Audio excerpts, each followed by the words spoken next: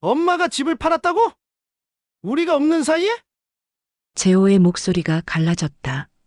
소미는 현관 비밀번호 오류음에 이미 모든 걸 예감했다.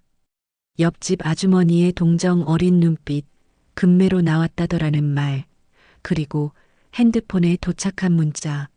너희도 이제 어른이니까 너희 힘으로 살아라. 낯선 오피스텔 주소와 비밀번호. 소민이 떨리는 목소리로 물었다. 어머니가 우리를 버린 건가요? 그들은 아직 몰랐다.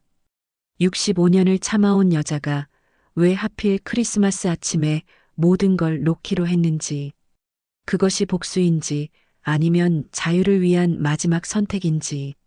사연 시작하기 전에 구독과 좋아요 부탁드립니다. 여러분의 응원이 영상 제작에 큰 힘이 됩니다. 새벽 5시 부엌에 찬 공기가 가득했습니다. 정옥은 차가운 수돗물에 손을 담그며 몸을 움츠렸어요.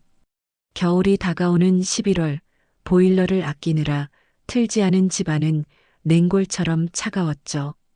손가락 마디마디가 시려왔지만 멈출 수는 없었습니다. 아들과 며느리가 일어나기 전에 아침상을 차려야 했으니까요. 된장을 푸는 손길이 기계처럼 일정했습니다. 30년째 똑같은 동작, 똑같은 시간, 똑같은 된장국이었죠. 물을 썰면서 정옥은 창밖을 바라봤습니다. 아직 어둠에 잠긴 하늘에는 별 하나 보이지 않았어요. 마치 자신의 인생처럼 캄캄하기만 했습니다. 무가 끓기 시작하자 구수한 냄새가 퍼졌습니다. 정옥은 잠시 멈춰서서 자신의 손을 내려다봤어요.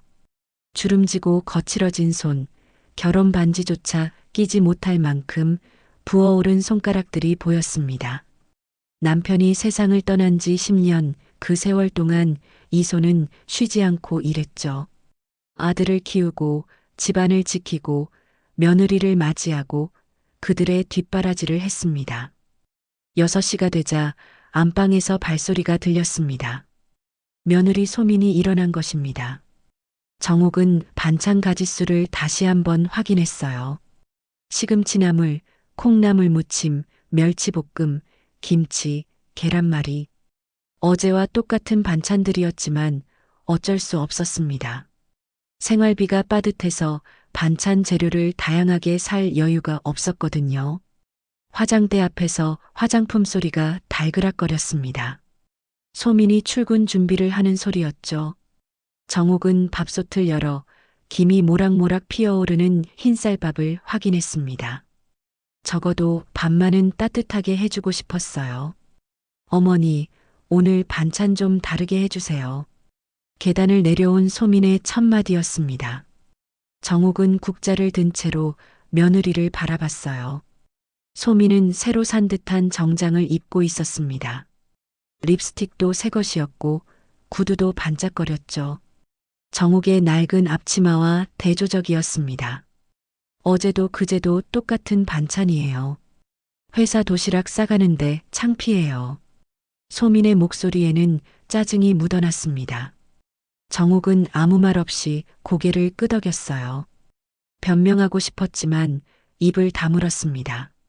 생활비로 받은 돈이 얼마 안 되는데 어떻게 매일 다른 반찬을 하겠냐고.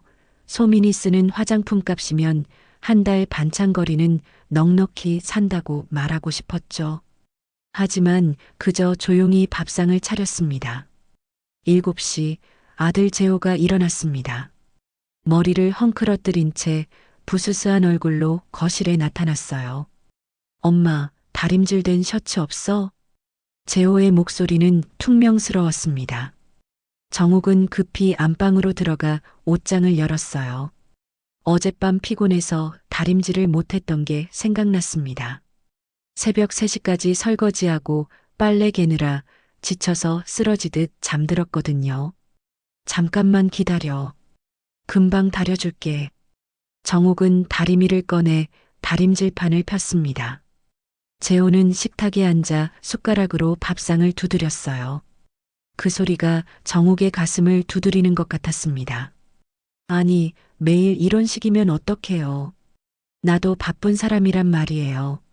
재호의 불평이 이어졌습니다.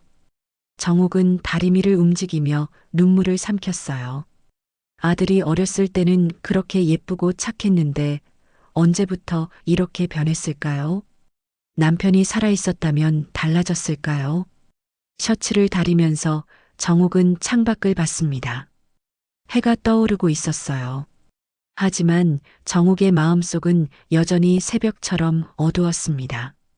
65세, 남들은 은퇴하고 여유를 즐길 나이인데 정욱은 여전히 집안일에 매여 있었죠. 아침 식사가 끝나자 재호와 소미는 서둘러 집을 나섰습니다. 현관문이 쾅 닫히는 소리가 집안에 울렸어요. 정욱은 홀로 남겨진 식탁을 바라봤습니다. 밥그릇에는 밥알이 흩어져 있었고 반찬 접시는 어지럽게 놓여 있었죠. 국그릇에는 건더기만 남아 있었습니다. 천천히 식탁을 치우면서 정욱은 생각했습니다. 평생을 이렇게 살아왔다고요. 결혼하고 나서는 시부모님 봉양, 남편 뒷바라지, 아이 키우기에 정신없었죠. 남편이 암으로 세상을 떠난 후에는 혼자서 모든 걸 감당해야 했습니다. 병원비로 빚더미에 앉았고 그 빚을 갚느라 온갖 일을 다 했어요. 식당 설거지, 파출부, 새벽 청소까지 안 해본 일이 없었습니다. 그렇게 힘들게 빚을 다 갚고 나니 아들이 결혼한다고 했습니다. 정욱은 기뻤어요. 이제 아들도 자리를 잡고 며느리도 들어오니 자신도 좀 편해질 거라고 생각했죠. 하지만 현실은 달랐습니다. 며느리는 시어머니를 무료 가정부쯤으로 여겼고 아들은 엄마가 당연히 모든 집안일을 해야 한다고 생각했어요. 설거지를 하다가 정욱은 거울에 비친 자신의 얼굴을 봤습니다. 깊게 패인 주름, 희끗희끗한 머리카락, 피곤에 지친 눈. 언제부터 이렇게 늙었을까요? 아니, 언제부터 자신을 돌볼 시간조차 없었을까요? 갑자기 가슴이 아파왔습니다. 정욱은 싱크대를 붙잡고 숨을 고르게 쉬었어요. 요즘 들어 자주 이런 증상이 나타났습니다. 병원에 가봐야 하는데 그럴 시간도 돈도 없었죠. 아들 부부는 정욱의 연금으로 생활하면서도 병원비는 신경 쓰지 않았습니다. 통증이 가라앉자 정욱은 다시 설거지를 시작했습니다. 찬물이 손을 시리게 했지만 이미 익숙해진 감각이었어요. 그릇을 닦으며 정욱은 중얼거렸습니다. 언제까지 이렇게 살아야 하나. 그 말이 텅 빈 부엌에 메아리 쳤습니다. 아무도 듣는 이 없는 혼잣말이었죠. 정욱의 하루는 늘 이런 식이었습니다. 새벽에 일어나 밥 짓고 반찬 만들고 청소하고 빨래하고 다시 저녁 준비하고 끝없이 반복되는 집안일의 굴레였어요. 오후가 되자 정욱은 장을 보러 나갔습니다. 작은 장바구니를 들고 동네 시장으로 향했어요. 길을 걷다가 정욱은 벤치에 앉아 있는 또래 여성들을 봤습니다. 그들은 화사한 옷을 입고 웃으며 수다를 떨고 있었죠. 손자 자랑, 여행 이야기, 문화센터 수업 이야기가 들려왔습니다. 정욱은 발걸음을 빨리 했습니다. 그런 이야기를 들을 때마다 가슴이 아팠거든요. 자신에게는 그런 여유가 없었습니다. 손자는커녕 아들 부부가 아이 가질 생각도 없었고 여행은 꿈도 못 꿨죠. 문화센터요? 그런 곳에 갈 시간이 어디 있겠습니까? 시장에서 정욱은 제일 싼 채소들을 골랐습니다. 시든 시금치, 크기가 작은 무, 상처난 배추. 상인 아주머니가 안쓰러운 듯 쳐다봤어요. 아주머니, 매번 이런 것만 사시네요. 좋은 거 좀 드셔야죠. 정욱은 쓸쓸하게 웃었습니다. 좋은 걸 먹고 싶은 마음이야 굴뚝 같지만 현실이 그렇지 못했어요. 연금에서 아들 부부 생활비 주고 나면 남는 게 별로 없었습니다. 집으로 돌아오는 길, 정욱은 문득 하늘을 올려다봤습니다. 구름 한 점 없는 맑은 하늘이었어요. 저렇게 맑고 자유로운 하늘처럼 살고 싶다는 생각이 들었습니다. 하지만 곧 고개를 숙였죠. 꿈은 꿈일 뿐이었습니다. 저녁 시간 다시 부엌에 선 정옥은 또 된장국을 끓였습니다. 아침과 똑같은 된장국이었지만 이번엔 두부를 넣었어요. 그나마 변화를 주려는 작은 노력이었죠. 반찬도 조금씩 다르게 만들었습니다. 소민의 불평이 귀에 맴돌았거든요. 8시 아들 부부가 퇴근했습니다. 정옥은 따뜻한 밥상을 차려놓고 기다렸어요. 하지만 돌아온 건 또 다른 불평이었습니다. 엄마, 김치가 너무 시어. 새로 담가야겠네. 재호의 말에 정옥은 조용히 고개를 끄덕였습니다. 김장철이 다가오고 있었어요. 또 며칠 밤을 새워가며 김치를 담가야겠죠. 아픈 허리를 붙잡고 시린 손으로 배추를 씻고 양념을 버무려야 할 것입니다. 밤이 깊어가자 정옥은 거실 소파에 앉았습니다. TV에서는 드라마가 나오고 있었지만 정옥의 눈에는 들어오지 않았어요. 그저 멍하니 화면만 바라볼 뿐이었죠. 안방에서는 아들 부부의 웃음소리가 들려왔습니다. 행복해 보이는 그들의 소리가 정옥에게는 더욱 외롭게 느껴졌어요. 정옥은 옆 탁자 위에 놓인 남편 사진을 바라봤습니다. 환하게 웃고 있는 남편의 얼굴이 보였어요. 살아있었다면 68이었을 텐데. 정옥은 사진을 쓰다듬으며 속삭였습니다. 여보, 나 너무 힘들어. 언제까지 이렇게 살아야 할까? 대답은 없었습니다. 당연한 일이었죠. 정옥은 한숨을 쉬며 일어났어요. 내일 새벽에 또 일어나야 했으니까요. 작은 방으로 들어가면서 정옥은 생각했습니다. 내일도 모레도 그 다음 날도 똑같은 하루가 반복될 거라고. 평생을 이렇게 살아왔고 앞으로도 그럴 거라고. 하지만 정옥의 가슴 깊은 곳에서는 작은 불씨가 타오르기 시작했습니다. 언젠가는 이 굴레에서 벗어나고 싶다는, 자신만의 삶을 살고 싶다는 간절한 바람이었죠. 그 불씨는 아직 작았지만 조금씩 커지고 있었습니다. 매달 25일이면 정옥의 통장에 연금이 들어왔습니다. 130만 원, 남편이 평생 일한 대가로 받는 유족연금과 자신의 기초연금을 합친 금액이었죠. 많지 않은 돈이었지만 정옥에게는 유일한 수입이었습니다. 하지만 그 돈은 정옥의 것이 아니었어요. 이번 달도 어김없이 25일 아침 정옥은 은행에 갔습니다. 통장을 들고 ATM 앞에 서서 잔액을 확인했어요. 130만 원이 찍혀 있었습니다. 정옥은 한숨을 쉬며 현금을 인출했습니다. 집으로 돌아가는 길, 정옥의 가방 속 현금 봉투가 무겁게 느껴졌어요. 집에 도착하자 소민이 거실에서 기다리고 있었습니다.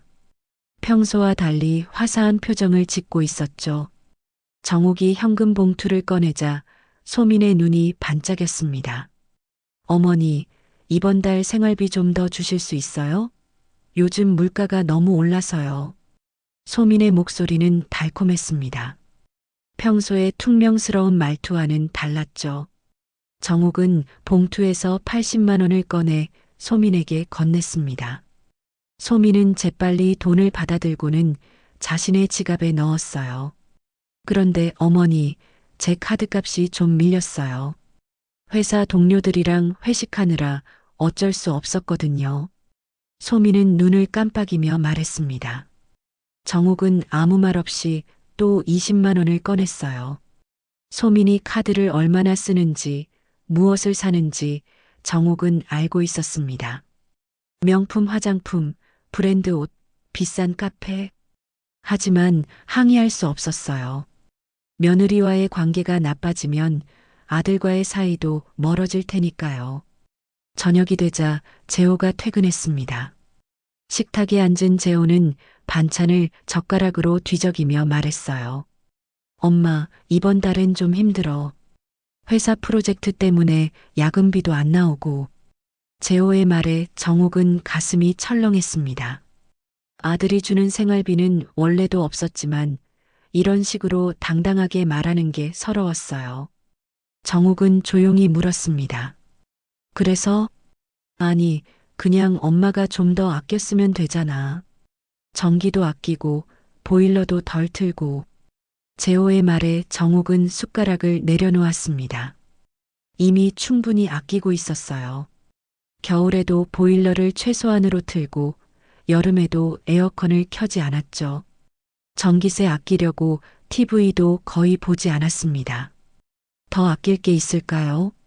그날 밤 정옥은 작은 방에서 통장을 펼쳐놓고 계산기를 두드렸습니다. 이번 달 남은 돈은 30만 원. 여기서 공과금, 관리비, 식비를 빼면 거의 남는 게 없었어요. 병원에 가야 하는데 약값도 없었습니다. 요즘 가슴 통증이 자주 왔지만 참을 수밖에 없었죠. 정옥은 서랍을 열어 오래된 수첩을 꺼냈습니다. 거기엔 지난 3년간의 가계부가 빼곡히 적혀 있었어요. 매달 연금에서 빠져나간 돈의 내역이었죠. 아들 부부에게 준 생활비, 소민의 카드값, 재호의 용돈.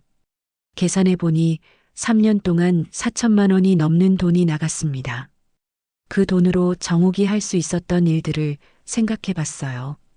병원에 갈 수도 있었고, 따뜻한 옷을 살 수도 있었고, 친구들과 여행도 갈 수 있었을 겁니다. 하지만 그 모든 건 꿈에 불과했죠. 정옥의 돈은 정옥의 것이 아니었으니까요. 다음 날 오후 정옥은 동네 병원 앞을 서성였습니다. 가슴 통증이 심해져서 더는 참을 수 없었어요. 하지만 주머니 속 10,000원짜리 2장이 전부였습니다. 진료비와 약값을 생각하면 턱없이 부족했죠. 결국 정옥은 발길을 돌렸습니다. 집으로 돌아오는 길에 정옥은 은행 ATM에 들렀어요. 잔액 조회를 했더니 5만 원이 남아 있었습니다. 한 달을 버티기엔 부족한 금액이었죠. 정옥은 화면을 멍하니 바라봤습니다. 65세, 평생 일했는데 통장에 남은 건 고작 5만 원이라니. 그때 옆 ATM에서 젊은 여성이 돈을 뽑고 있었어요. 활짝 웃으며 친구와 통화하는 모습이 행복해 보였습니다. 정옥은 자신도 모르게 그 모습을 지켜봤어요.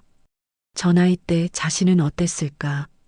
아마 시부모님 병수발에 아이 키우느라 정신없었겠죠.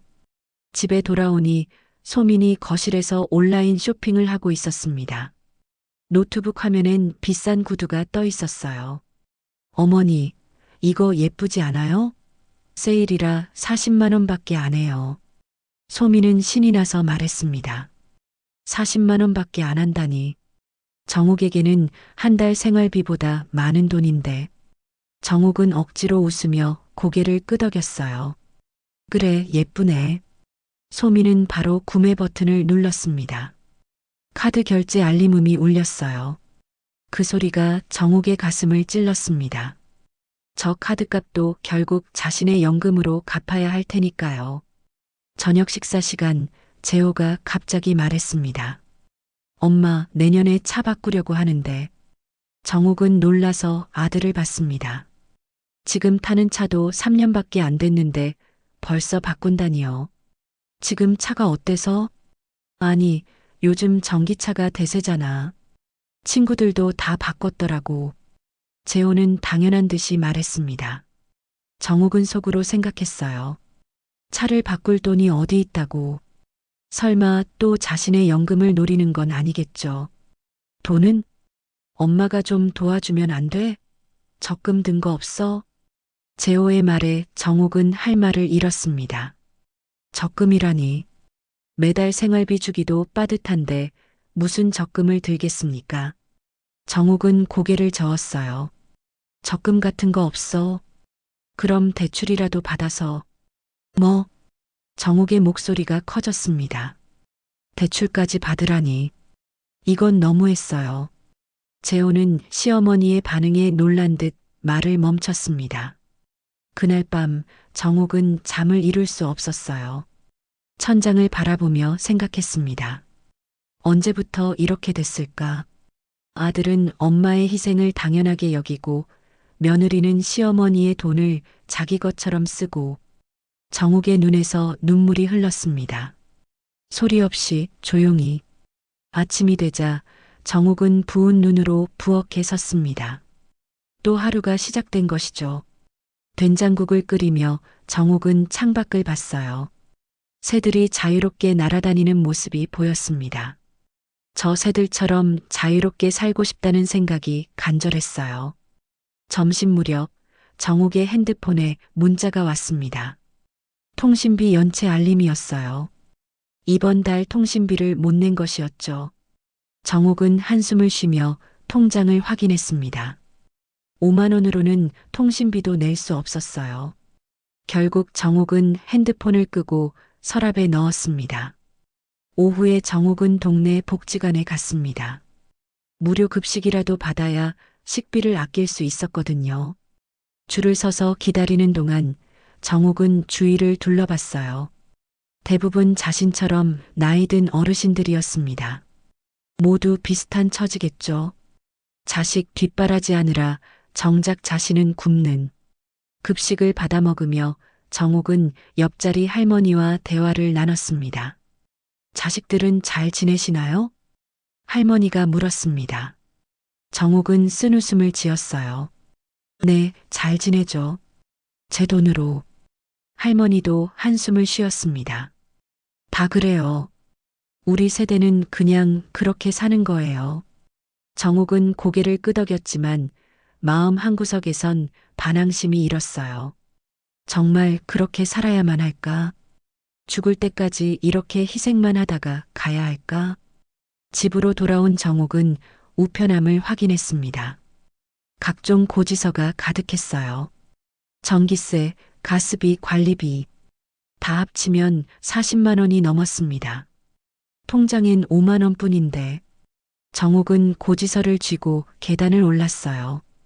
다리가 후들거렸습니다. 집에 들어서니 소민이 새로 산 구두를 신고 거울 앞에서 포즈를 취하고 있었어요. 행복해 보이는 며느리의 모습을 보며 정욱은 생각했습니다. 저 구두값이면 한 달 공과금을 낼 수 있을 텐데. 저녁 재호가 들어오며 말했습니다. 엄마, 다음 달 연금 언제 나와? 정욱은 대답하지 않았습니다. 더는 대답하고 싶지 않았어요. 재호는 시어머니의 침묵에 당황했는지 부엌으로 들어갔습니다. 왜 그래? 기분 안 좋아? 정욱은 돌아보지 않고 말했습니다. 아니야. 그냥 피곤해서. 그날 밤 정욱은 다시 통장을 들여다봤습니다. 숫자는 변하지 않았어요. 5만 원. 이 돈으로 한 달을 버텨야 한다니. 정욱은 통장을 덮고 눈을 감았습니다. 눈물이 베개를 적셨어요. 이렇게 사는 게 과연 사는 걸까? 정욱의 마음속에서 무언가가 꿈틀거리기 시작했습니다. 변화가 필요하다는 절실한 외침이었죠. 7월 중순, 무더위가 절정에 달한 날이었습니다. 정욱은 선풍기 앞에서 땀을 닦으며 부채질을 했어요. 에어컨은 전기세가 무서워서 켤 엄두도 못 냈죠. 거실 온도계는 32도를 가리키고 있었습니다. 숨쉬기조차 힘든 더위였어요. 그때 안방에서 소민의 들뜬 목소리가 들려왔습니다. 전화 통화를 하는 것 같았어요. 정욱은 무심코 귀를 기울였습니다. 응, 이번에 발리로 정했어.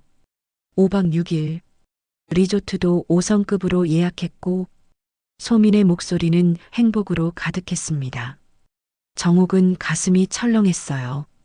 발리라니 해외여행을 간다는 말인가요? 그것도 5일박 6일이나. 잠시 후 소민이 거실로 나왔습니다. 얼굴에는 설렘이 가득했어요. 평소의 무뚝뚝한 표정과는 완전히 달랐죠. 어머니, 저 이번 주말부터 휴가예요. 친구들이랑 여행 가기로 했어요. 정욱은 억지로 웃으며 물었습니다. 그래, 어디로 가는데? 발리요. 친구들이 다 가본 데라 저만 못 가봤거든요. 창피해서 소미는 신이 나서 여행 계획을 늘어놓기 시작했습니다. 스노클링도 하고 스파도 받고 고급 레스토랑에서 저녁도 먹을 거라고요. 정욱은 조용히 듣기만 했어요. 마음속으로는 부러움과 서러움이 뒤섞였지만 겉으로는 아무 표정도 짓지 않았습니다. 비용은 얼마나 드는데? 정욱이 조심스럽게 물었습니다. 소미는 대수롭지 않다는 듯 대답했어요. 한 300만 원 정도? 비행기표랑 호텔값이 좀 비싸긴 한데 1년에 한 번 가는 거잖아요. 300만 원. 정욱의 2개월치 연금보다 많은 돈이었습니다. 그 돈이면 정욱은 1년을 살 수 있을 텐데. 정욱은 입술을 깨물며 말했어요. 그래, 잘 다녀와. 저녁이 되자 재호도 들떠 있었습니다. 소민과 함께 여행 준비를 하는 모습이 즐거워 보였어요. 엄마, 나도 같이 가기로 했어. 회사에서 여름휴가 받았거든. 재호의 말에 정욱은 놀랐습니다. 아들도 함께 간다니.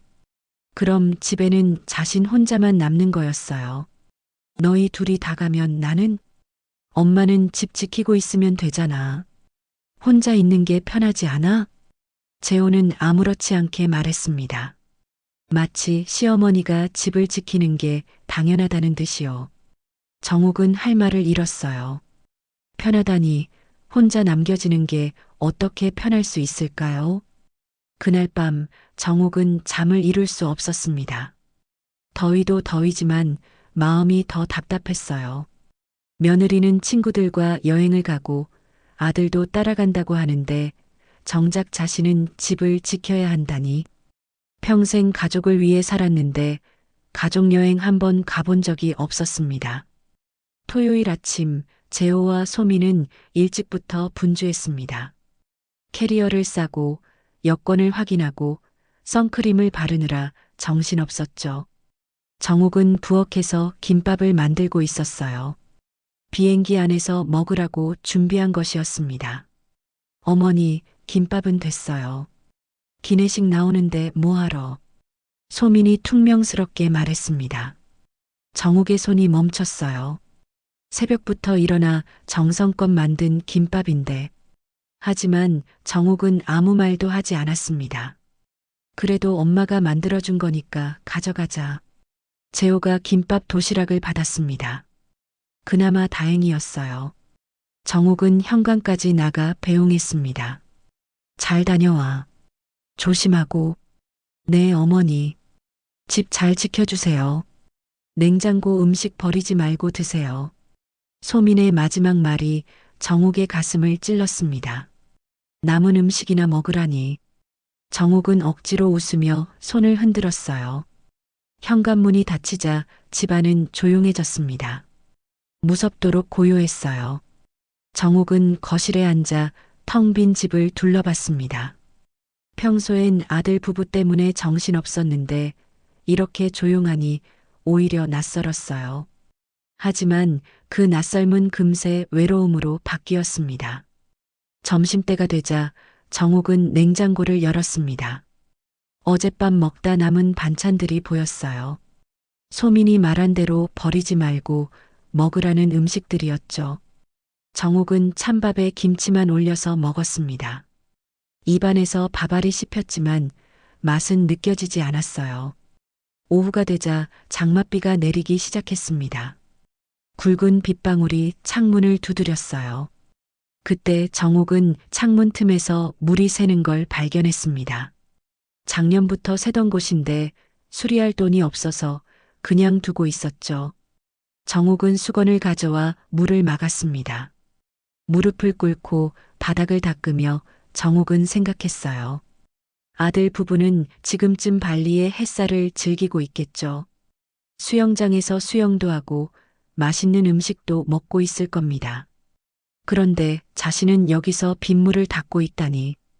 갑자기 눈물이 났습니다. 정욱은 수건을 쥔 채로 울었어요. 소리내어 울 수 있는 건 혼자 있을 때뿐이었으니까요. 평생을 참고 살았는데 이제는 참는 것도 한계가 있었습니다. 저녁이 되자 정옥은 TV를 켰습니다. 뉴스에서는 여름 휴가철 해외여행객이 역대 최고를 기록했다고 했어요. 화면에는 공항에서 행복하게 웃는 가족들의 모습이 나왔습니다. 정옥은 리모컨을 들어 채널을 돌렸어요. 다른 채널에서는 여행 프로그램이 나오고 있었습니다. 발리의 아름다운 풍경이 화면 가득 펼쳐졌어요. 에메랄드빛 바다, 하얀 모래사장, 야자수가 늘어선 해변. 정옥은 화면을 멍하니 바라봤습니다. 나도 한 번쯤은 저런 곳에 가보고 싶다. 정옥의 혼잣말이 빈 거실에 울렸습니다. 65년을 살았지만 비행기 한 번 타본 적이 없었어요. 제주도조차 가본 적이 없었죠. 늘 돈이 없었고, 시간이 없었고, 자유가 없었습니다. 밤이 깊어가자 빗소리가 더 거세졌습니다. 천둥 번개까지 치기 시작했어요. 정옥은 창문이 새는 곳에 양동이를 놓고 물을 받았습니다. 똑똑 떨어지는 물소리가 시계 초침 소리처럼 들렸어요. 정옥은 남편 사진을 바라봤습니다. 살아있었다면 함께 여행이라도 갔을까요? 아니, 남편도 늘 바빴으니 불가능했겠죠. 결혼하고 나서 신혼여행 빼고는 단 한 번도 여행을 간 적이 없었습니다. 여보, 나 너무 외로워. 정옥은 사진을 향해 말했습니다. 대답은 없었지만 말하는 것만으로도 위안이 됐어요. 적어도 남편 사진은 자신을 떠나지 않으니까요. 다음 날도 비는 계속 내렸습니다. 정옥은 하루 종일 집에만 있었어요. 밖에 나갈 일도 없었고 만날 사람도 없었죠. 냉장고에 남은 음식으로 끼니를 때웠습니다. 김치찌개를 끓였지만 혼자 먹는 밥상은 쓸쓸하기만 했어요. 오후에 정옥은 앨범을 꺼냈습니다. 오래된 사진들이 가득했어요. 젊은 시절의 자신, 아기였던 재호, 건강했던 남편의 모습이 보였습니다. 그때는 힘들어도 희망이 있었어요. 아들이 크면 좋아질 거라고, 나중엔 편해질 거라고 믿었죠. 하지만 현실은 달랐습니다. 아들은 컸지만 시어머니를 돌보지 않았고, 며느리는 들어왔지만 가족으로 대하지 않았어요. 정옥은 앨범을 덮었습니다. 과거를 보는 게 더 아팠으니까요. 사흘째 되는 날 정옥의 핸드폰에 메시지가 왔습니다. 재호가 보낸 사진이었어요. 발리의 석양을 배경으로 소민과 함께 찍은 사진이었죠. 두 사람은 환하게 웃고 있었습니다. 엄마, 여기 정말 좋아. 다음엔 같이 와요. 재호의 메시지를 읽으며 정옥은 헛웃음이 났습니다. 다음이라니. 그런 다음이 올까요? 정옥은 답장을 보냈어요. 잘 놀고 있구나. 조심해서 다녀와. 짧은 답장이었지만 그 안에는 많은 감정이 담겨 있었습니다. 부러움, 서러움, 외로움, 그리고 체념이요. 나흘째 정옥은 열이 났습니다. 혼자 있는 스트레스와 제대로 먹지 못한 탓이었죠. 약을 먹고 누웠지만 열은 쉽게 내리지 않았어요. 정옥은 젖은 수건을 이마에 올리고 천장을 바라봤습니다. 이렇게 아파도 아무도 모르겠지. 정옥의 목소리는 쉬어 있었습니다. 혼자 앓는 건 너무 무서웠어요. 만약 쓰러지면 누가 발견할까? 아들 부부가 돌아올 때까지 아무도 모를 겁니다. 닷새째 되는 날 비가 그쳤습니다. 정옥의 열도 내렸어요. 창문을 열자 습한 공기가 들어왔습니다. 정옥은 창가에 서서 밖을 내다봤어요. 사람들이 우산을 접으며 거리를 걸어가는 모습이 보였습니다. 정옥은 문득 깨달았습니다. 자신은 늘 이렇게 혼자였다는 걸요. 아들 부부가 있어도 없어도 결국은 혼자였습니다. 그들은 정옥을 가족이 아니라 가정부로만 생각했으니까요. 여섯째 날 저녁 아들 부부가 돌아왔습니다. 햇볕에 그을린 얼굴로 행복해 보였어요. 정옥은 현관에서 그들을 맞았습니다. 잘 다녀왔어? 재미있었니? 네, 정말 좋았어요. 어머니도 다음에 꼭 가보세요. 소민의 말에 정옥은 쓴웃음을 지었습니다. 무슨 돈으로 누구와 함께 가란 말일까요? 하지만 정옥은 그저 고개를 끄덕였어요. 그 순간 정옥의 마음속에서 무언가가 단단해졌습니다. 더는 이렇게 살 수 없다는 결심이었죠. 11월 말 겨울이 성큼 다가왔습니다. 아파트 단지의 은행나무들이 노랗게 물들었다가 하나둘 잎을 떨구기 시작했어요. 정옥은 베란다에서 빨래를 널며 차가운 바람에 몸을 떨었습니다. 올겨울도 보일러를 아껴야 할 것 같았어요. 거실로 들어오니 소민이 노트북을 보며 신이 나 있었습니다. 화면에는 유럽 여행 사이트가 떠 있었어요. 파리의 에펠탑, 로마의 콜로세움, 런던의 빅벤이 화려하게 펼쳐져 있었죠. 어머니, 이번 연말에 저희 유럽 가려고요. 소민이 갑작스럽게 말했습니다. 정옥은 빨래 바구니를 든 채로 멈춰 섰어요. 또 여행이라니. 여름에 발리 다녀온 지 넉 달밖에 안 됐는데 또 여행을 가? 정옥의 목소리에 놀라움이 묻어났습니다. 소민은 당연하다는 듯이 대답했어요. 연말이잖아요. 친정 식구들이랑 가족여행 가기로 했거든요. 엄마 아빠랑 오빠네 가족이랑 다 같이요. 친정 식구들과 가족여행. 그 말이 정옥의 가슴을 찔렀습니다.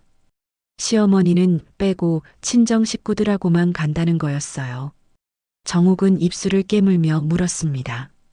재호도 같이 가는 거야? 당연하죠. 재호 씨가 친정 부모님한테 인사도 드릴 겸해서요. 사위니까 당연히 가야죠. 소민의 대답은 너무나 자연스러웠습니다. 마치 시어머니를 빼는 게 당연한 것처럼요. 정옥은 가슴이 먹먹해졌어요. 자신도 가족인데 왜 자신만 빠지는 걸까요? 저녁이 되어 재호가 퇴근했습니다. 식탁에 앉자마자 재호도 여행 이야기를 꺼냈어요. 엄마, 이번 연말에 우리 유럽 여행 가기로 했어. 처가 식구들이랑. 알고 있어. 소민이가 말했더라. 정옥의 목소리는 힘이 없었습니다.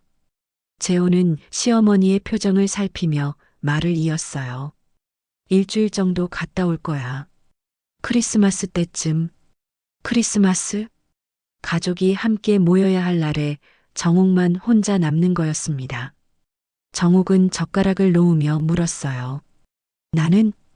엄마는 집에 있으면 되잖아. 비행기 타는 것도 힘들고. 재호의 대답은 너무 쉽게 나왔습니다. 마치 미리 준비한 대답처럼요. 정옥은 아들을 바라봤어요. 언제부터 이렇게 무심한 아이가 됐을까요? 나도 가고 싶은데. 정옥이 조심스럽게 말했습니다. 평생 처음으로 자신의 바람을 입 밖에 낸 거였어요. 재호와 소민은 놀란 듯 시어머니를 바라봤습니다. 어머니가 유럽을요? 거긴 너무 멀어요. 비행기만 12시간이에요. 소민이 먼저 반대했습니다. 재호도 고개를 저었어요. 엄마, 거긴 걷는 것도 많고 힘들어. 그리고 처가 식구들이랑 가는 건데 엄마가 끼면 불편하잖아. 불편하다. 그 말이 정옥의 가슴에 비수처럼 박혔습니다.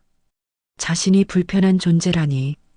평생 이들을 위해 살았는데 결국 불편한 존재가 된 거였어요. 그래. 알았어. 정옥은 더 이상 말하지 않았습니다. 어차피 말해봤자 소용없을 테니까요. 하지만 마음속에서는 무언가가 부서지는 소리가 들렸어요. 가족이라는 환상이 깨지는 소리였죠. 그날 밤 정옥은 작은 방에 앉아 달력을 봤습니다. 12월 25일에 빨간 동그라미를 그었어요. 아들 부부가 떠나는 날이었죠. 그리고 그 옆에 작게 적었습니다. 새로운 시작. 다음 날부터 정옥은 조용히 준비를 시작했습니다. 먼저 부동산 중개소에 전화를 걸었어요. 여보세요. 아파트 매매 상담 받고 싶은데요. 네, 어떤 아파트신가요? 강남구 대치동 음마 아파트요. 32평입니다. 중개인의 목소리가 밝아졌습니다. 음마 아파트는 강남에서도 인기 있는 단지였거든요. 지금 시세가 좋습니다. 한번 뵙고 말씀드릴게요.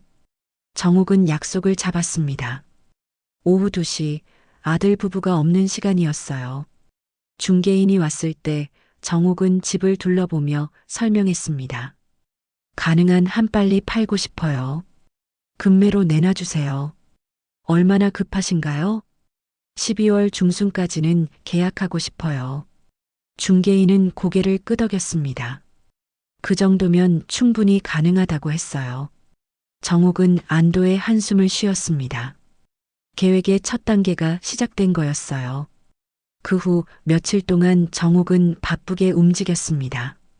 이삿짐 센터에 전화해서 견적을 받고 작은 오피스텔을 알아봤어요. 관악구의 한 오피스텔을 계약했습니다. 작지만 아들 부부가 살기엔 충분한 공간이었죠. 서울시 관악구 남양로 200플라자 오피스텔 301호. 정욱은 주소를 수첩에 적었습니다. 비밀번호도 정했어요. 408 제호의 생일이었죠. 아들이 잊지 못하도록요. 그리고 가장 중요한 곳을 방문했습니다. 강남의 한 실버타운이었어요. 호텔처럼 깨끗하고 고급스러운 시설이 정욱을 맞았습니다. 어서 오세요. 상담 예약하신 박정욱 님이시죠? 직원이 친절하게 안내했습니다. 로비는 호텔처럼 화려했어요. 대리석 바닥이 반짝거렸고 샹들리에가 빛났습니다. 정욱은 처음 보는 광경에 놀랐어요. 저희 실버타운은 식사, 청소, 빨래 모든 서비스를 제공합니다. 병원도 있고 각종 프로그램도 준비되어 있어요. 직원의 설명을 들으며 정욱은 시설을 둘러봤습니다. 식당은 레스토랑처럼 고급스러웠고 운동실엔 최신 기구들이 가득했어요. 도서관, 영화관, 수영장까지 있었죠. 입주 비용은 얼마나 되나요? 보증금 3억에 월 관리비 200만 원입니다. 큰 돈이었지만 아파트를 팔면 충분했습니다. 정욱은 결심했어요. 여기서 새로운 삶을 시작하기로. 12월 말에 입주하고 싶은데 가능한가요? 네, 마침 한 세대가 비어 있습니다. 한강이 보이는 좋은 방이에요. 정욱은 계약서에 도장을 찍었습니다. 손이 떨렸지만 마음은 오히려 편안했어요. 드디어 자신만의 삶을 시작할 수 있다는 안도감이었죠. 집으로 돌아온 정욱은 짐을 정리하기 시작했습니다. 필요한 것과 버릴 것을 나누고 소중한 물건들을 상자에 담았어요. 남편의 사진첩, 오래된 편지들, 추억이 담긴 물건들이었죠. 저녁이 되자 아들 부부가 들어왔습니다. 여행 준비로 들떠있는 그들은 시어머니가 뭘 하는지 관심도 없었어요. 어머니, 김치 많이 담가 놓으세요. 우리 없는 동안 드시고 남은 건 냉동실에 넣어두세요. 소민의 부탁에 정욱은 고개를 끄덕였습니다. 하지만 김치를 담글 생각은 없었어요. 이제 그럴 필요가 없으니까요. 12월 초 부동산에서 연락이 왔습니다. 매매 계약 잡혔습니다. 계약금도 입금됐어요. 정욱의 심장이 빠르게 뛰었습니다. 이제 돌이킬 수 없었어요. 하지만 후회는 없었습니다. 오히려 시원한 기분이었죠. 크리스마스 일주일 전 정욱은 마지막 준비를 마쳤습니다. 이삿짐은 예약했고 오피스텔도 준비됐고 실버타운 입주도 확정됐어요. 이제 남은 건 아들 부부가 떠나기를 기다리는 것뿐이었습니다. 12월 24일 저녁 재호와 소미는 캐리어를 싸느라 바빴습니다. 2개씩이나 되는 큰 캐리어에 옷과 선물을 가득 채웠어요. 엄마, 우리 내일 새벽 일찍 나가야 해. 공항에 6시까지 가야 하거든. 재호가 말했습니다. 정욱은 조용히 대답했어요. 그래. 잘 다녀와. 일주일이면 돌아올 거야. 냉장고에 반찬 많이 있으니까 잘 챙겨 먹어. 재호의 말에 정옥은 작게 웃었습니다. 일주일 후에 돌아와도 이 집은 없을 텐데. 하지만 정옥은 아무 말도 하지 않았어요. 그날 밤 정옥은 남편 사진을 꺼내 들었습니다. 여보, 나 이제 그만 참을게. 나도 이제 내 인생을 살아볼게. 사진 속 남편은 여전히 웃고 있었습니다. 마치 정옥의 결정을 응원하는 것처럼요. 정옥은 사진을 가슴에 품고 눈을 감았습니다. 내일이면 모든 게 달라질 거였어요. 12월 24일 밤 10시 정옥은 작은 방에 홀로 앉아 있었습니다. 창밖으로는 크리스마스 이브를 즐기는 사람들의 웃음소리가 들려왔어요. 아파트 단지 곳곳에 반짝이는 트리 불빛이 보였지만 정옥의 마음은 차분했습니다. 오히려 평소보다 더 고요했죠. 책상 위에는 몇 가지 서류가 놓여 있었습니다. 아파트 매매 계약서, 오피스텔 임대차 계약서, 실버타운 입주 계약서. 정옥은 서류를 한 장씩 다시 확인했어요. 실수가 있으면 안 되니까요. 안방에서는 아들 부부가 마지막 짐을 싸는 소리가 들렸습니다. 캐리어 지퍼 소리, 옷걸이 달그락거리는 소리, 소민의 들뜬 목소리가 섞여 들렸어요. 여보, 유로 환전한 거 챙겼어? 응, 지갑에 넣었어. 카드도 다 확인했고. 그들의 대화가 정옥의 귀에 선명하게 들렸습니다. 한 번도 시어머니를 걱정하는 말은 없었어요. 일주일 동안 혼자 있을 엄마를 생각하는 마음은 조금도 느껴지지 않았죠. 정옥은 핸드폰을 꺼내 메모장을 열었습니다.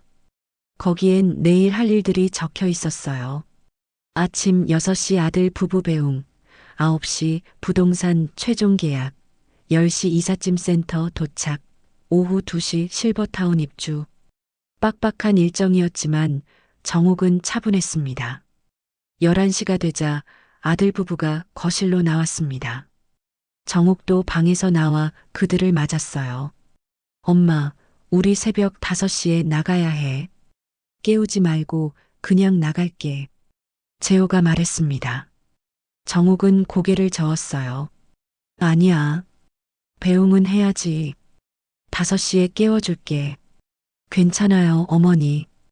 푹 쉬세요. 소민도 거들었지만 정옥은 단호했습니다. 마지막 배웅만큼은 하고 싶었어요. 아니, 해야만 했죠. 그들이 떠난 후에 해야 할 일들이 있으니까요. 자정이 지나자 집안이 조용해졌습니다. 아들 부부는 잠자리에 들었고 정옥은 다시 작은 방으로 돌아왔어요. 창밖에 크리스마스 불빛이 하나둘 꺼지기 시작했습니다. 정옥은 서랍에서 낡은 앨범을 꺼냈어요. 재호가 태어났을 때 사진, 첫 생일 사진, 초등학교 입학식 사진들이 있었습니다. 그때의 재호는 엄마를 세상에서 가장 사랑한다고 말하곤 했죠. 엄마, 나 커서 돈 많이 벌면 엄마한테 다 줄 거야. 어린 재호의 목소리가 귓가에 들리는 듯 했습니다. 정옥은 쓴웃음을 지었어요. 그 약속은 어디로 간 걸까요? 언제부터 엄마는 불편한 존재가 된 걸까요? 앨범을 덮고 정옥은 편지지를 꺼냈습니다. 아들에게 남길 편지를 쓸 생각이었어요. 하지만 펜을 들고도 한참을 망설였습니다. 무슨 말을 해야 할지 모르겠더라고요. 결국 정옥은 짧게만 적었습니다. 재호야, 엄마도 이제 엄마의 삶을 살고 싶다. 너희도 이제 어른이니까 너희 힘으로 살아라. 사랑한다. 편지를 봉투에 넣고 정옥은 눈을 감았습니다. 잠은 오지 않았지만 마음은 편안했어요. 드디어 결정을 내렸으니까요. 새벽 4시 정옥은 일어나 부엌으로 갔습니다. 마지막으로 아들이 좋아하는 된장국을 끓였어요. 정성껏 마음을 담아서요. 이것이 정옥이 이 집에서 만드는 마지막 아침 식사였습니다. 5시가 되자 알람이 울렸습니다. 아들 부부가 부스스한 얼굴로 나왔어요. 정옥은 따뜻한 국과 밥을 차려놓고 있었습니다. 엄마, 이렇게 일찍 일어나서 뭐 하는 거야? 재호가 놀라서 물었습니다. 정옥은 미소를 지었어요. 여행 가는데 따뜻한 거라도 먹고 가야지. 아들 부부는 서둘러 밥을 먹었습니다. 시간이 촉박했거든요. 정옥은 그들이 먹는 모습을 조용히 지켜봤어요. 마지막으로 보는 모습이니까요. 5시 30분, 현관에서 신발을 신는 아들 부부를 보며 정옥은 말했습니다. 잘 다녀와라. 조심하고. 네, 엄마. 일주일이면 돌아올게. 재호가 대답했습니다. 정옥은 고개를 끄덕였어요. 하지만 일주일 후 그들이 돌아올 집은 이미 없을 거였죠. 어머니, 다녀오겠습니다. 소민도 형식적으로 인사했습니다. 정옥은 며느리의 어깨를 가볍게 두드렸어요. 말은 하지 않았지만 작별의 의미였죠. 현관문이 닫히고 엘리베이터 소리가 멀어졌습니다. 정옥은 현관문에 기대어 서서 한참을 있었어요. 정말로 끝이구나 하는 생각이 들었습니다. 창밖을 보니 아들 부부가 택시에 짐을 싣고 있었어요. 새벽 어둠 속에서도 그들의 들뜬 모습이 보였습니다. 택시가 출발하자 정옥은 창문에서 떨어졌어요. 잘 가라. 이제 너희도 어른이 되어야지. 정옥의 혼잣말이 빈 집안에 울렸습니다. 그리고 정옥은 바로 움직이기 시작했어요. 시간이 없었거든요. 먼저 부동산에 전화를 걸었습니다. 네, 오늘 9시에 뵙기로 했죠? 서류 다 준비했습니다. 네, 매수인도 준비됐습니다. 9시 정각에 사무실에서 뵐게요. 정옥은 전화를 끊고 이삿짐 센터에도 확인 전화를 했습니다. 10시에 도착한다는 확답을 받았어요. 모든 게 계획대로 진행되고 있었습니다. 6시가 되자 날이 밝기 시작했습니다. 정옥은 집안을 둘러봤어요. 30년을 산 집이었죠. 신혼 때 이사와서 남편과 함께 살고 아들을 키우고 남편을 떠나보내고 며느리를 맞이한 집이었습니다. 하지만 이제는 그저 낡은 공간일 뿐이었어요. 행복했던 기억보다 힘들었던 기억이 더 많은 곳이었죠. 정옥은 작은 가방 하나만 들고 현관으로 향했습니다. 필요한 것들은 이미 며칠 전에 조금씩 옮겨 놓았거든요. 7시 정옥은 택시를 탔습니다. 부동산으로 가는 길이었어요. 차창 밖으로 익숙한 풍경이 지나갔지만 정옥의 마음은 이미 새로운 곳을 향하고 있었죠. 부동산 사무실에 도착하니 직원이 반갑게 맞았습니다. 일찍 오셨네요. 매수인은 8시 반쯤 오신다고 했어요. 정옥은 의자에 앉아 기다렸습니다. 손에는 땀이 났지만 마음은 단단했어요. 이제 돌이킬 수 없는 길이었으니까요. 8시 30분 매수인이 도착했습니다. 젊은 부부였어요. 신혼인 듯 행복해 보였죠.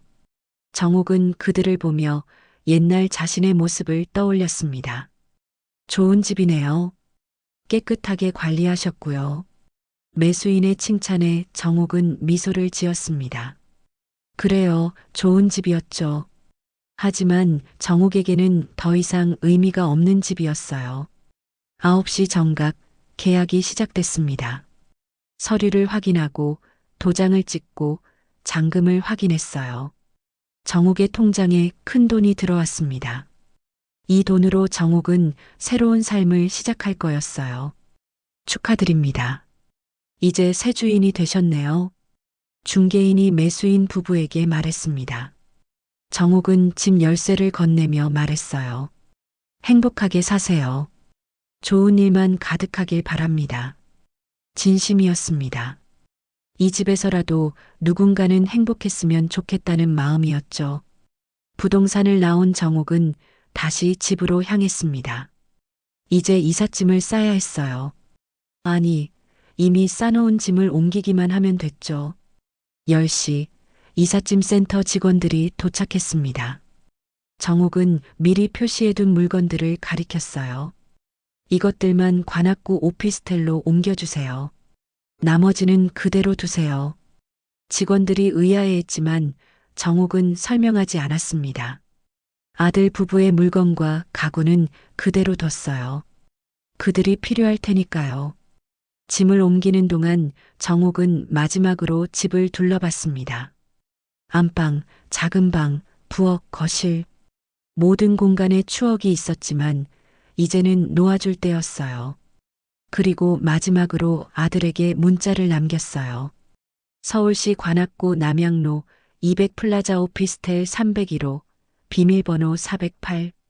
이제 정옥이 이 집에서 할 일은 끝났습니다. 현관문을 나서며 정옥은 뒤돌아보지 않았어요. 과거는 과거일 뿐이었으니까요. 12월 25일 오전 11시 정옥은 관악구 오피스텔에 도착했습니다. 작지만 깔끔한 공간이었어요. 거실 겸 주방, 침실 하나, 욕실 하나. 아들 부부가 새 출발을 하기엔 충분한 크기였죠. 정옥은 이삿짐 센터 직원들을 지휘하며 짐을 배치했습니다. 여기 거실에 놓아주세요. 침대는 안쪽 방으로요. 직원들이 짐을 정리하는 동안 정옥은 창밖을 내다봤습니다. 관악산이 보이는 전망이었어요. 아들 부부가 여기서 새롭게 시작하길 바라는 마음이었죠. 짐 정리가 끝나자 정옥은 냉장고를 채우기 시작했습니다. 미리 장을 봐둔 기본 식재료들이었어요. 쌀, 김치, 계란, 라면. 최소한 며칠은 버틸 수 있을 만큼이었죠. 정옥은 식탁 위에 메모를 남겼습니다. 냉장고에 기본 음식 넣어뒀다.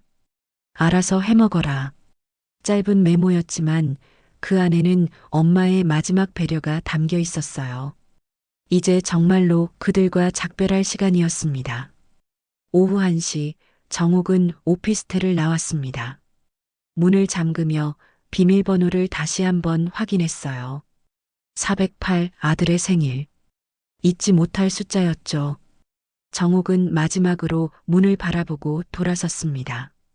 택시를 타고 강남으로 향하는 길, 정옥의 마음은 복잡했어요. 서러움, 해방감, 두려움, 기대감이 뒤섞여 있었죠. 하지만 후회는 없었습니다. 이제야 비로소 자신의 선택을 한 거니까요. 오후 2시 정옥은 실버타운에 도착했습니다. 입구에서 직원이 밝은 미소로 맞이했어요. 박정옥님 환영합니다. 오늘부터 저희 가족이 되신 거예요. 가족이라는 말이 낯설게 들렸습니다. 지금까지 정옥에게 가족은 희생과 봉사의 대상이었으니까요. 하지만 여기서는 달랐어요. 정옥도 보살핌을 받는 한 사람이 될 수 있었죠. 직원의 안내를 받아 정옥은 자신의 방으로 갔습니다. 1208호 12층의 한강이 보이는 방이었어요. 문을 열자 깨끗하고 현대적인 공간이 펼쳐졌습니다. 원룸 형태였지만 모든 게 갖춰져 있었어요. 여기가 침실 겸 거실이고요. 저쪽이 욕실입니다.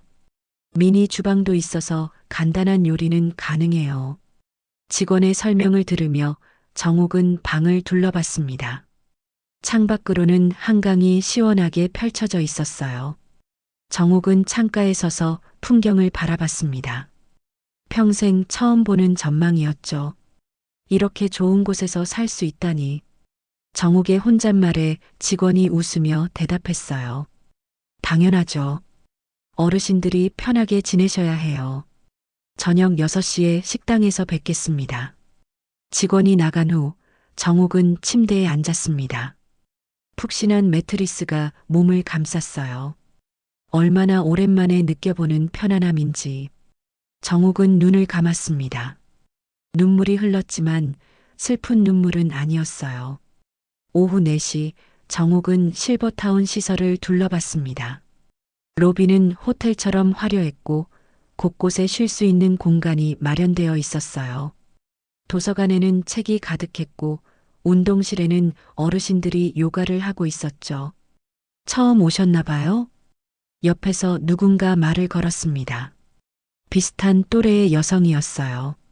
단정한 차림에 부드러운 미소를 짓고 있었죠. 네, 오늘 입주했어요. 반가워요. 저는 1210호에 사는 김영숙이에요. 1년째 여기 살고 있죠. 영숙의 친근한 태도에 정욱도 마음이 놓였습니다. 오랜만에 또래와 대화하는 게 즐거웠어요. 여기 생활은 어떠세요? 정욱이 조심스럽게 물었습니다. 영숙은 환하게 웃었어요. 천국이에요. 밥 안 해도 되고 청소 안 해도 되고 매일 프로그램 있어서 심심할 틈도 없고요. 그 말에 정욱도 미소를 지었습니다. 정말 천국처럼 들렸어요. 평생 집안일에 매여 살았던 정욱에게는 꿈 같은 일이었죠. 저녁 6시 정욱은 식당으로 갔습니다. 레스토랑처럼 격식 있는 공간이었어요. 하얀 테이블보가 깔린 테이블, 반짝이는 식기들, 은은한 클래식 음악이 흐르고 있었죠. 박정욱님, 이쪽으로 오세요. 직원이 안내한 자리에 앉자 메뉴판이 나왔습니다. 한식, 양식, 중식 중에서 고를 수 있었어요. 정욱은 믿기지 않았습니다. 평생 남을 위해 밥을 했는데 이제는 자신이 대접받는 거였어요. 오늘은 한식으로 주세요. 잠시 후 따뜻한 밥과 반찬들이 나왔습니다. 갈비찜, 잡채, 나물, 김치. 정성스럽게 차려진 음식이었어요. 정욱은 천천히 수저를 들었습니다. 첫 입을 넣자 눈물이 났어요. 얼마나 오랜만에 따뜻한 밥을 대접받는 건지. 식사를 마치고 정욱은 로비의 소파에 앉았습니다. 크리스마스 트리가 반짝이고 있었어요. 다른 입주자들도 삼삼오오 모여 이야기를 나누고 있었죠. 평화로운 풍경이었습니다. 밤 9시 정욱은 방으로 돌아왔습니다.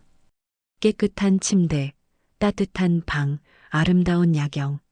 모든 게 꿈 같았어요. 정욱은 창가에 서서 한강의 불빛을 바라봤습니다. 그때 핸드폰이 울렸습니다. 재호에게서 온 메시지였어요.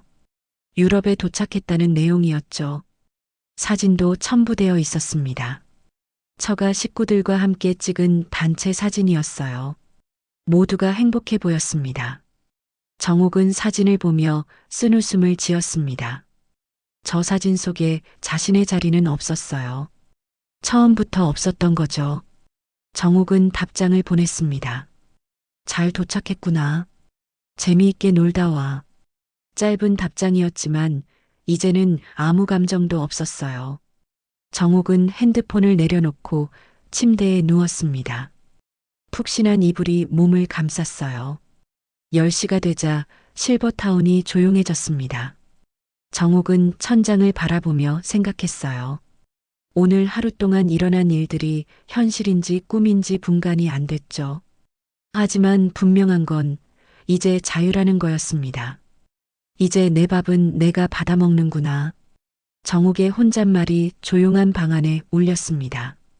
평생 처음으로 하는 말이었어요. 남의 밥을 짓는 게 아니라 자신이 대접받는다는 게 아직도 낯설었죠. 창밖으로 비행기 하나가 지나갔습니다. 불빛을 반짝이며 하늘을 가르는 모습이 보였어요. 저 비행기 안에는 어디론가 떠나는 사람들이 타고 있겠죠. 정욱도 떠났습니다. 과거로부터, 희생으로부터, 그림자 같은 삶으로부터.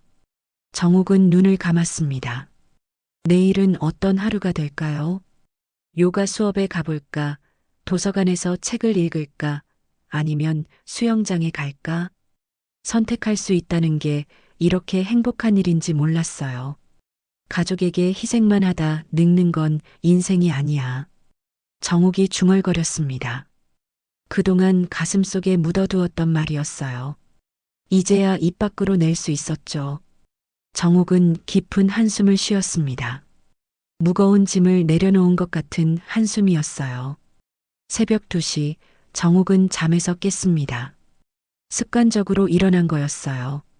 평소라면 물 한 잔 떠다 놓고 이불 덮어주고 난방 확인하러 다녔을 시간이었죠. 하지만 이제는 그럴 필요가 없었습니다. 정욱은 다시 눈을 감았어요.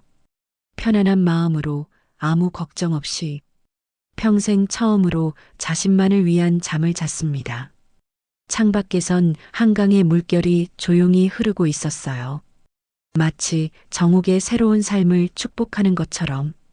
12월 26일 아침 7시 정욱은 실버타운의 침대에서 눈을 떴습니다. 창밖으로 아침 햇살이 부드럽게 들어왔어요. 한강의 물결이 반짝이는 모습이 보였습니다. 정욱은 기지개를 켜며 일어났어요. 평생 새벽 5시에 일어났던 습관이 아직 남아 있었지만 이제는 서두를 필요가 없었죠. 욕실로 들어가 따뜻한 물로 세수를 했습니다. 거울에 비친 얼굴이 어제보다 편안해 보였어요. 깊게 패인 주름은 여전했지만 표정이 밝아졌죠. 정욱은 옷장을 열어 깔끔한 옷을 골랐습니다. 오랜만에 신경 써서 입는 거였어요. 8시 정욱은 식당으로 내려갔습니다. 이미 많은 입주자들이 아침 식사를 하고 있었어요. 밝은 분위기 속에서 대화를 나누는 모습이 보였죠. 정욱은 빈자리를 찾아 앉았습니다. 안녕하세요. 어제 오신 분이시죠? 맞은편에 앉은 할머니가 인사를 건넸습니다.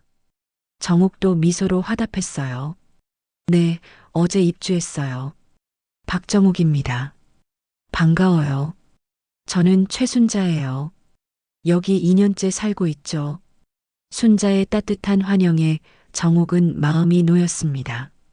직원이 가져다 준 아침 메뉴를 보며 정욱은 한식을 주문했어요.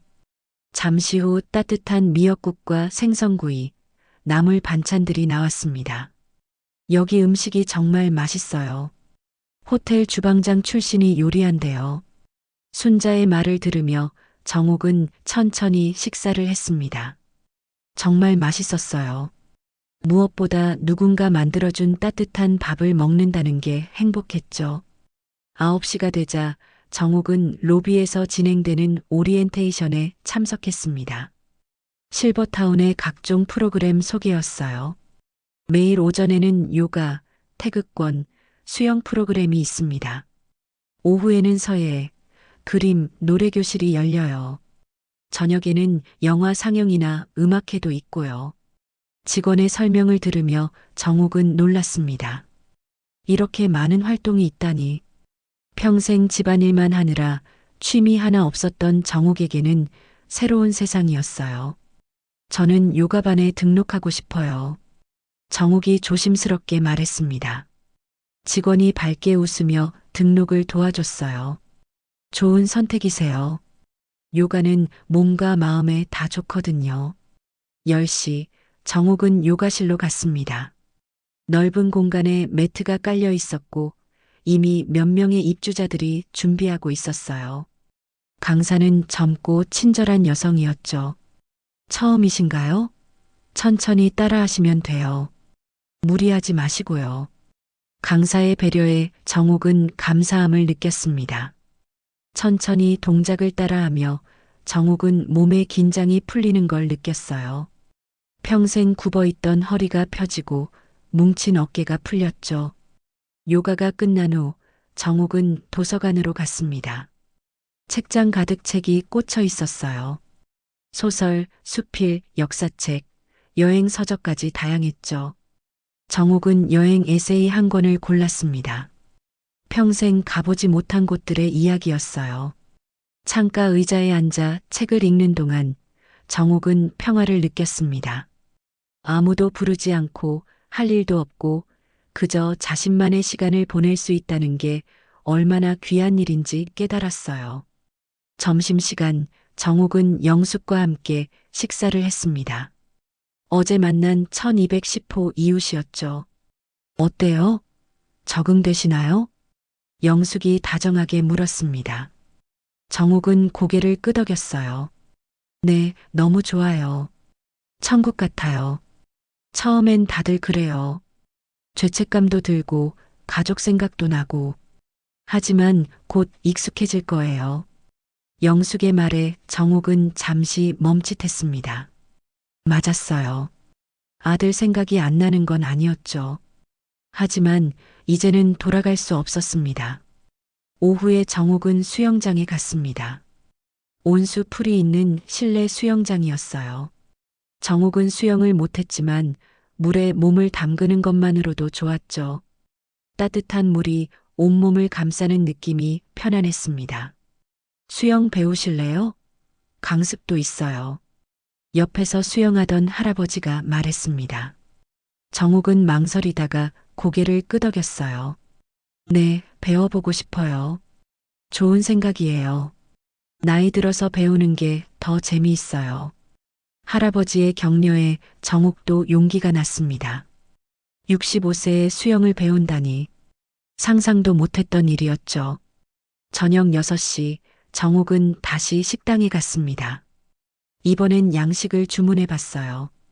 스테이크와 파스타가 나왔죠. 정욱은 천천히 포크를 들었습니다. 고급 레스토랑에서나 나올 법한 음식이었어요. 엄마, 어디야? 왜 집을 팔았어? 재호의 목소리는 당황스러움으로 가득했습니다. 정욱은 차분하게 대답했어요. 나는 잘 있어. 오래된 흑백 영화였지만 재미있었어요. 옆자리의 할머니들과 팝콘을 나눠 먹으며 웃었죠. 언제 이렇게 편하게 영화를 본 적이 있었을까요? 영화가 끝난 후 정욱은 방으로 돌아왔습니다. 창밖의 야경이 아름다웠어요. 한강 다리의 불빛이 물에 반사되어 반짝였죠. 정욱은 창가에 서서 풍경을 바라봤습니다. 가족에게 희생만 하다 늙는 건 인생이 아니야. 정욱이 다시 한번 중얼거렸습니다. 이제는 확신에 찬 목소리였어요. 오늘 하루를 보내며 정욱은 깨달았습니다. 자신도 행복할 자격이 있다는 걸, 자신의 삶을 살 권리가 있다는 걸. 11시가 되자 정욱은 잠자리에 들었습니다. 푹신한 침대가 몸을 감쌌어요. 내일은 무엇을 할까 생각하며 정욱은 눈을 감았습니다. 서예를 배워볼까, 그림을 그려볼까, 아니면 노래교실에 가볼까? 선택할 수 있다는 게 이렇게 행복한 일인 줄 몰랐어요. 정욱은 깊은 잠에 빠졌습니다. 평생 처음으로 내일이 기대되는 잠이었죠. 2026년 1월 2일, 새해가 시작된 지 이틀째 되는 날이었습니다. 관악구 오피스텔에서 재호는 아침 7시에 눈을 떴어요. 좁은 침실의 천장을 바라보며 한숨을 쉬었습니다. 벌써 일주일째 이곳에서 지내고 있었지만 아직도 적응이 안 됐죠. 부엌으로 나가니 소민이 라면 봉지를 들고 있었습니다. 아침부터 라면이라니. 재호는 눈살을 찌푸렸어요. 또 라면이야? 그럼 뭘 먹을래? 냉장고에 아무것도 없는데. 소민의 목소리에는 짜증이 묻어 있었습니다. 재호는 냉장고를 열어봤어요. 정말로 텅 비어 있었죠. 엄마가 채워놓은 기본 식재료는 이미 다 떨어진 상태였습니다. 장을 봐야겠네.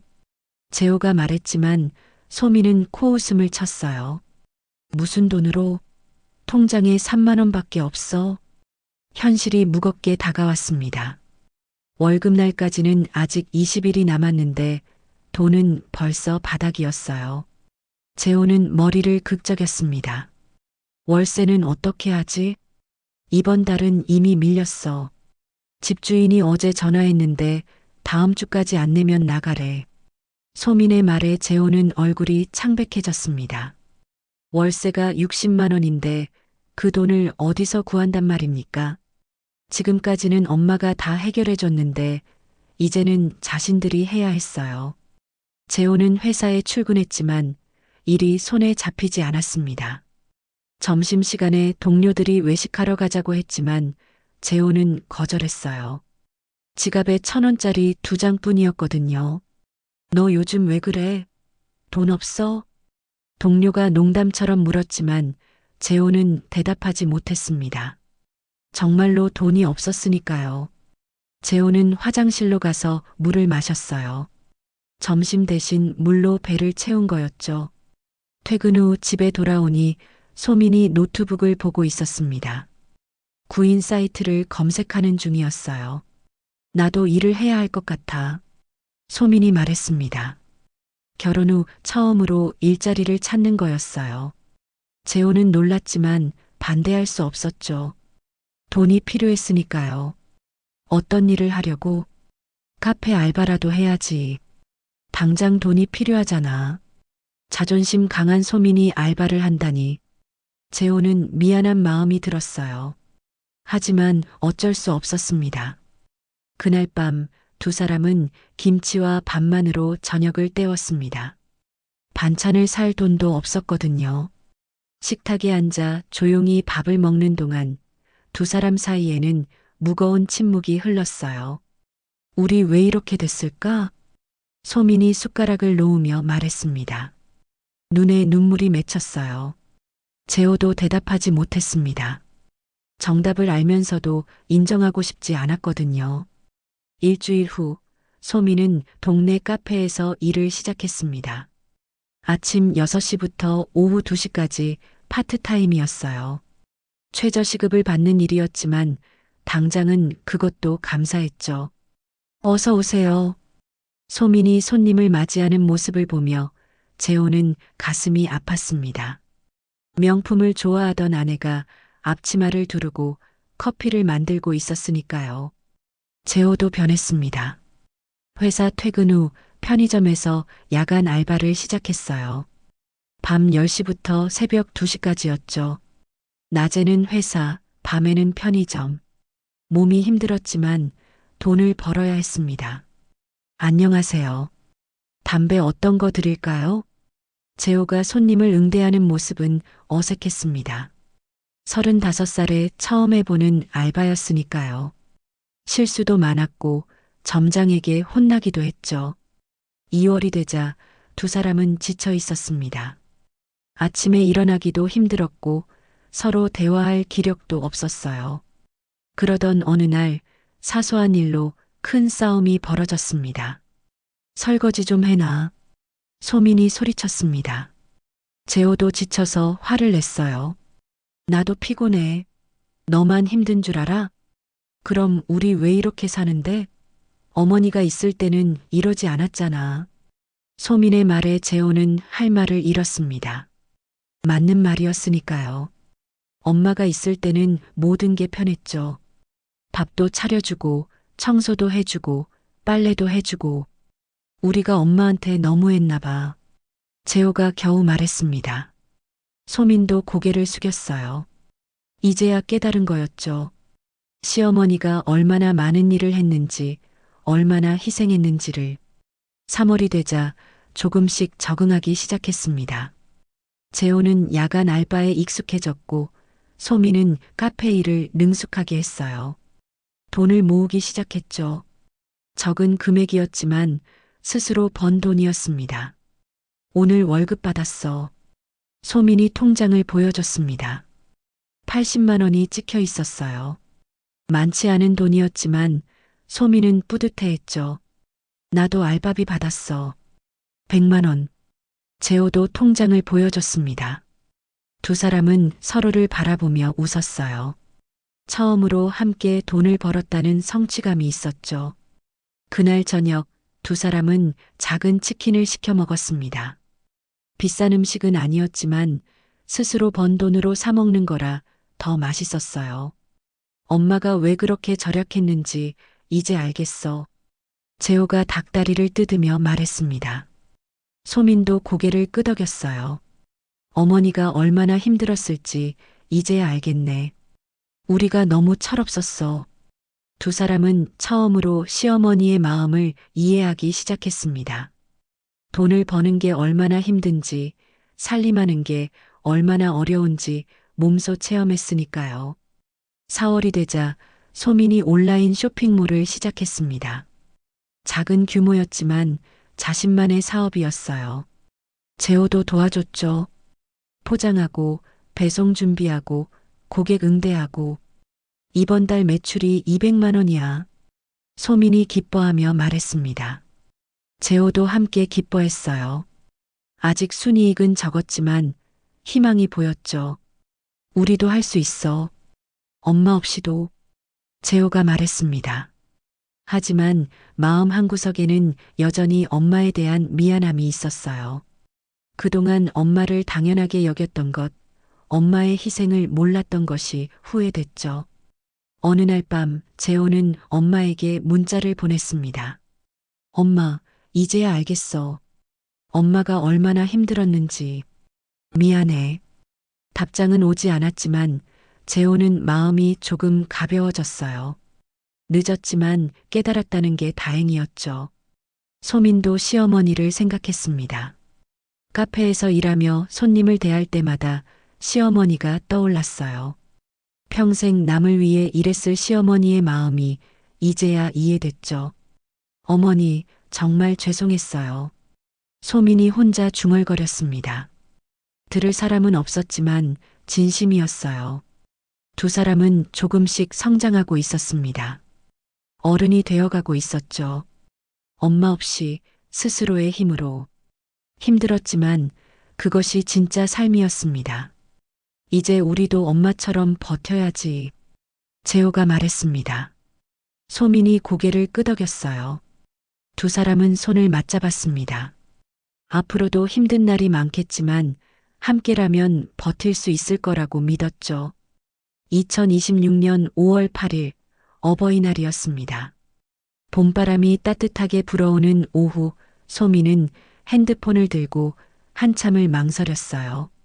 시어머니께 연락을 해야 할지 말아야 할지 고민이었죠. 재호도 옆에서 같은 고민을 하고 있었습니다. 오늘 어버이날인데 엄마한테 연락해 볼까? 재호가 조심스럽게 물었습니다. 소민도 고개를 끄덕였어요. 넉 달 만에 처음으로 시어머니를 찾아뵙고 싶다는 마음이 들었죠. 그동안 많이 변했으니까요. 소민이 용기를 내어 전화를 걸었습니다. 신호음이 길게 울렸어요. 그러다 정욱의 목소리가 들렸습니다. 여보세요? 어머니, 저 소민이에요. 이번 주에 뵐 수 있을까요? 잠시 침묵이 흘렀습니다. 정욱도 놀란 것 같았어요. 하지만 목소리는 차분했죠. 그래, 시간 되면 와.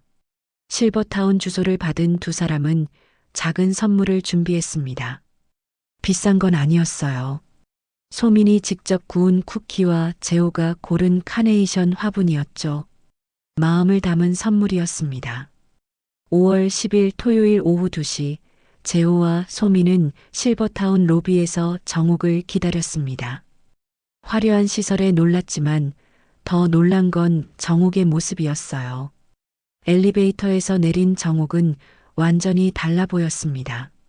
얼굴에 화색이 돌았고 깔끔한 옷차림에 가벼운 발걸음이었어요. 무엇보다 표정이 편안해 보였죠. 어머니, 소민이 먼저 다가갔습니다. 정욱은 작게 미소를 지었어요. 따뜻하지도 차갑지도 않은 적당한 거리감이 있는 미소였죠. 세 사람은 실버타운 카페에 자리를 잡았습니다. 커피 향이 은은하게 퍼져 있었어요. 재호가 먼저 입을 열었습니다. 엄마, 잘 지냈어? 그럼 잘 지냈지. 너희는? 정욱의 물음에 재호와 소민은 서로를 바라봤습니다. 그동안의 일들을 어떻게 설명해야 할지 막막했어요. 저희도 잘 지내고 있어요. 조금씩 나아지고 있고요. 소민이 대답했습니다. 그리고 준비한 쿠키 상자를 내밀었어요. 어머니, 제가 직접 구운 거예요. 요즘 베이킹을 배우고 있거든요. 정욱은 쿠키를 받아 하나 집어들었습니다. 한 입 베어 물고 천천히 씹었어요. 맛있네. 잘 구웠구나. 칭찬에 소민의 얼굴이 밝아졌습니다. 처음으로 시어머니께 인정받은 기분이었어요. 재호가 이야기를 이어갔습니다. 엄마, 우리 이제 생활비도 직접 벌어요. 나는 회사 다니면서 저녁에 부업도 하고 소민이는 온라인 쇼핑몰 운영해요. 정욱은 조용히 듣고 있었습니다. 아들 부부의 손을 보니 거칠어져 있었어요. 일을 하느라 생긴 흔적이었죠. 정욱은 속으로 대견하다고 생각했지만 겉으로는 표현하지 않았습니다. 그래, 이제 제대로 사는 거네. 정욱의 담담한 말에 재호는 눈시울이 붉어졌습니다. 엄마 앞에서 울고 싶었지만 참았어요. 이제 어른이 되어야 했으니까요. 엄마, 미안해. 우리가 너무 늦게 깨달았어. 재호의 사과에 정욱은 고개를 끄덕였습니다. 하지만 과거를 되돌릴 수는 없었어요. 지나간 일이야. 이제 각자 잘 살면 되는 거지. 소민이 조심스럽게 물었습니다. 어머니, 저희가 가끔 찾아뵈도 될까요? 정욱은 잠시 생각하다가 대답했습니다. 한 달에 한 번 정도는 괜찮아. 하지만 더 자주는 안 돼. 나도 내 생활이 있으니까. 선을 긋는 말이었지만 재호와 소민은 이해했습니다. 그동안 시어머니의 삶을 너무 침범했으니까요. 카페에서 나온 세 사람은 실버타운 정원을 걸었습니다. 봄꽃이 만개한 정원은 아름다웠어요. 정욱이 가볍게 걸으며 말했습니다. 여기 생활이 정말 좋아. 매일 요가도 하고 수영도 배우고 친구들도 생겼어. 정욱의 목소리에는 생기가 있었습니다. 진짜로 행복해 보였어요. 재호와 소민은 안심하면서도 씁쓸했죠. 자신들과 있을 때는 저런 모습을 본 적이 없었으니까요. 헤어질 시간이 되자 정욱은 두 사람을 배웅했습니다. 로비에서 작별 인사를 나누는데 소민이 갑자기 시어머니의 손을 잡았어요. 어머니, 그동안 정말 죄송했어요. 이제야 어머니가 얼마나 힘드셨는지 알겠어요. 소민의 진심 어린 사과에 정욱도 마음이 움직였습니다. 하지만 쉽게 용서할 수는 없었어요. 상처가 너무 깊었으니까요. 시간이 필요해. 서로에게. 정욱의 말에 소민은 고개를 끄덕였습니다. 당장 용서받을 수 없다는 걸 알았어요. 재호도 엄마를 바라보며 말했습니다. 엄마, 건강해. 우리도 열심히 살게. 그래, 너희도 건강하고. 짧은 작별이었지만 예전과는 달랐습니다. 서로를 존중하는 마음이 있었어요. 적당한 거리를 두되 완전히 단절하지는 않는 관계였죠. 집으로 돌아가는 차 안에서 재호와 소민은 조용했습니다. 많은 생각이 들었어요. 시어머니가 행복해 보여서 다행이면서도 자신들이 그 행복을 빼앗았었다는 죄책감이 들었죠. 우리가 정말 못됐었구나. 소민이 중얼거렸습니다. 재호도 한숨을 쉬었어요. 이제라도 깨달아서 다행이야. 앞으로는 다르게 살자. 그날 밤 두 사람은 오랜만에 진지한 대화를 나눴습니다. 앞으로 어떻게 살 것인지, 어떤 가족이 될 것인지에 대해서요. 나중에 우리도 부모가 되면 아이한테 독립심을 가르쳐야겠어. 재호가 말했습니다. 소민도 동의했어요. 맞아. 평생 부모에게 기대는 건 부모도 자식도 불행하게 만드는 것 같아. 두 사람은 손을 맞잡았습니다. 늦었지만 이제야 진짜 어른이 되어가고 있었어요. 한 달 후 6월의 어느 날 재호와 소민은 다시 실버타운을 찾았습니다. 이번엔 작은 도시락을 준비했어요. 소민이 직접 만든 김밥과 유부초밥이었죠. 정원에서 도시락을 먹으며 세 사람은 편안하게 대화를 나눴습니다. 일상적인 이야기들이었지만 예전처럼 일방적이지 않았어요. 서로의 이야기를 듣고 공감하고 존중했죠. 어머니, 다음 달에 또 올게요. 헤어지며 소민이 말했습니다. 정욱은 작게 손을 흔들었어요. 그래, 건강해라. 정욱은 두 사람이 떠나는 모습을 지켜봤습니다. 마음 한구석에는 여전히 아들에 대한 사랑이 있었어요. 하지만 이제는 거리를 둘 줄 알았죠. 방으로 돌아온 정욱은 창밖을 바라봤습니다. 한강이 유유히 흐르고 있었어요. 그 순간 정욱은 생각했습니다. 자식은 품에 둘 때보다 세상에 내보낼 때 더 사랑스럽구나. 그리고 마지막으로 중얼거렸습니다. 나는 내가 나를 세상으로 보냈고 그제야 진짜 엄마가 됐어. 창밖에서 비행기 한 대가 지나갔습니다. 정옥은 그 비행기를 바라보며 미소를 지었어요. 이제 정말로 자유로웠으니까요. 아들도 며느리도 그리고 자신도 각자의 길을 가고 있었습니다. 그것이 진짜 가족이 되는 길이었죠. 오늘의 이야기 어떠셨나요? 이 가족에게 하고 싶은 말씀이 있으시면 여러분의 생각을 댓글로 편하게 나눠주세요. 이 아름답고 따뜻한 이야기가 널리 알려질 수 있도록 공유해 주신다면 여러분의 일상에도 기분 좋은 행운이 찾아올 거예요. 구독과 좋아요 부탁드립니다. 오늘도 감사합니다.